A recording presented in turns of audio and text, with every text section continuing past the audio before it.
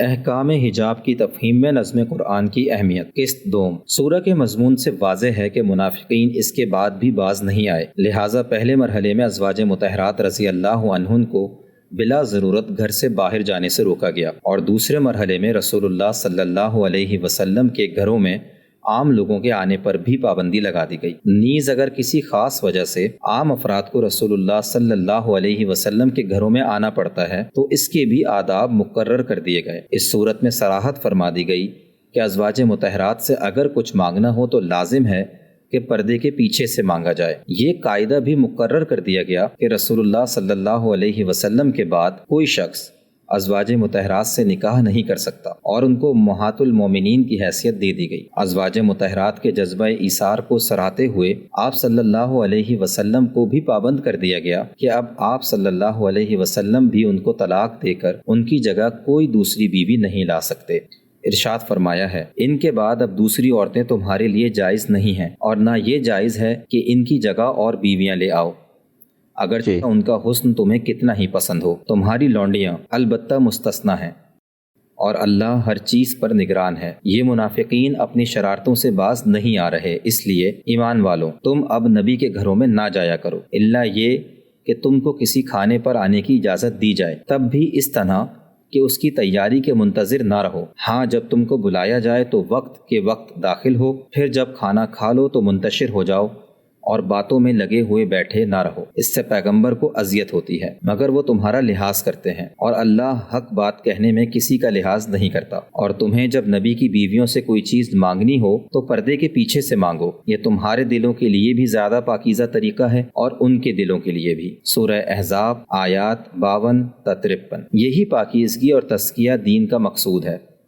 جس کا ان آیات میں ذکر کیا گیا ہے۔ تاہم اس مقصد کے حصول میں احوال کے اختلاف سے بعض اوقات خصوصی پابندیاں بھی عائد کر دی جاتی ہیں۔ ازواج مطہرات کے معاملے میں بھی یہی ہوا ہے، ان کو امت کی مائیں قرار دے دیا گیا تھا، اور یہ فطرت پر مبنی حکم نہیں تھا بلکہ ایک عقلی حکم تھا۔ اس حکم کا لازمی تقاضا تھا کہ ازواج مطہرات تمام امت کو بمنزلہ اولاد سمجھیں، اور تمام مسلمان بھی ان کے لیے اپنے دلوں میں وہی پاکیزہ جذبات رکھیں جو وہ اپنی سگی ماؤں کے لیے رکھتے ہیں۔ یہی وجہ ہے کہ ازواج مطہرات رضی اللہ عنہن کے معاملے میں سخت پابندیاں عائد کی گئیں کہ اگر ان سے کچھ مانگنا بھی ہو تو بھی پردے کے پیچھے سے مانگا جائے، تاکہ مسلمانوں کے دلوں میں ازواج مطہرات کے بارے میں پاکیزگی اور عقیدت کے عقلی جذبات کو فطری جذبات کی طرح جاگزیں کیا جا سکے۔ یعنی ایک خصوصی درجے کی طہارت اور پاکیزگی اس سلسلے میں ازواج مطہرات اور مسلمان امت سے مطلوب تھی، جس کا عام مسلمان مرد و عورتوں کے معاملات میں تقاضا نہیں کیا گیا ہے۔ ابن عاشور ازواج مطہرات کو دیے گئے حکم حجاب کی حکمتوں کو واضح کرتے ہوئے لکھتے ہیں، مذکورہ تمام حکمتوں کے علاوہ ایک اور بڑی اعلیٰ حکمت یہ ملحوظ تھی کہ مسلمانوں کے دلوں میں ازواج نبی کے ماں ہونے کے تصور کو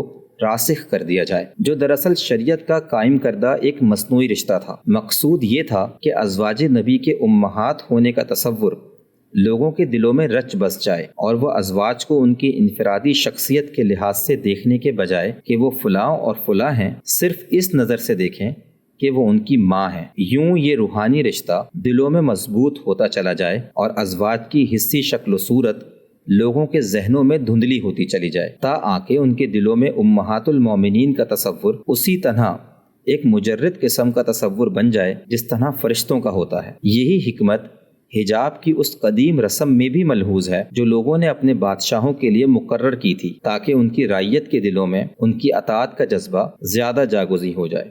التحریر والتنویر جلد 22 صفحہ 91۔ اس کے بعد کی آیات سے واضح ہے کہ یہ منافقین ہی تھے جو رسول اللہ صلی اللہ علیہ وسلم کی ازواج سے نکاح کرنے کے خواہش مند تھے۔ قرآن نے تدریجاً اس پورے مضمون کو جو آیت تخیر سے شروع ہوا تھا ان آیات میں کھول کر واضح کر دیا ہے۔ ارشاد فرمایا ہے، تمہارے لیے جائز نہیں کہ تم اللہ کے رسول کو تکلیف پہنچاؤ، اور نہ یہ جائز ہے کہ اس کے بعد تم اس کی بیویوں سے کبھی نکاح کرو۔ اللہ کے نزدیک یہ بڑی سنگین بات ہے۔ تم کسی چیز کو ظاہر کرو یا اس کو چھپاؤ، اللہ کے لیے برابر ہے، اس لیے کہ اللہ ہر چیز سے واقف ہے۔ نبی کی بیویوں پر اپنے باپوں کے سامنے ہونے میں البتہ کوئی گناہ نہیں ہے، اور نہ اپنے بیٹوں کے، نہ اپنے بھائیوں کے، نہ اپنے بھتیجوں کے، نہ اپنے بھانجوں کے، نہ اپنی میل جول کی عورتوں کے، اور نہ اپنے غلاموں کے سامنے ہونے میں کوئی گناہ ہے۔ تم اللہ سے ڈرتی رہو بیویوں، بے شک اللہ ہر چیز پر نگاہ رکھنے والا ہے۔ سورہ احزاب آیات 53 تا 55۔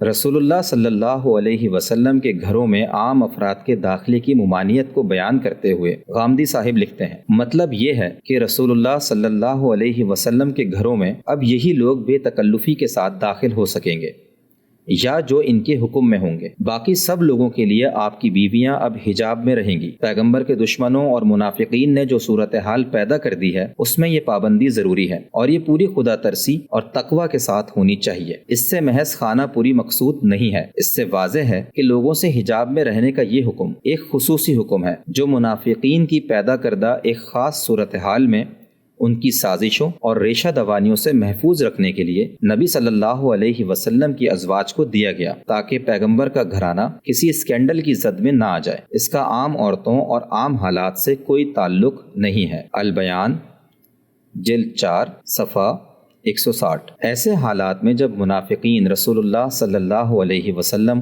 اور ان کے گھرانے کو ہدف بنا رہے تھے، مسلمانوں کو ہدایت کی گئی کہ رسول اللہ پر درود بھیجیں اور ان پر رحمتوں کے نزول کی دعا فرمائیں۔ اس کے ساتھ منافقین کو دردناک عذاب کی وعید سنائی اور یہ بھی واضح فرما دیا کہ یہ منافقین صرف پیغمبر صلی اللہ علیہ وسلم کے گھرانے کو نہیں بلکہ عام مسلمانوں کو بھی ہدف بنا کر ان پر تہمتیں لگا رہے ہیں۔ یہی وجہ ہے کہ آگے جو حکم دیا ہے اس میں ازواج مطہرات کے ساتھ عام مسلمان خواتین کو بھی شامل کر لیا ہے، تاہم ازواج مطہرات جیسے خطرات کا ان کو سامنا نہیں تھا، اس لیے پیچھے جو احکام دیے گئے ہیں اس میں انہیں شامل نہیں کیا گیا۔ ارشاد فرمایا ہے، یہ منافقین نہیں جانتے، حقیقت یہ ہے کہ اللہ اور اس کے فرشتے نبی پر رحمت بھیج رہے ہیں، اور ایمان والوں تمہارے لیے بھی صحیح رویہ یہ ہے کہ تم بھی ان پر درود و سلام بھیجو۔ اللہ اور اس کے رسول کو جو لوگ اذیت پہنچا رہے ہیں ان پر اللہ نے دنیا اور آخرت دونوں میں لعنت کر دی ہے، اور ان کے لیے اس نے رسوا کر دینے والا عذاب تیار کر رکھا ہے۔ اور جو مسلمان مردوں اور مسلمان عورتوں کو اسی طرح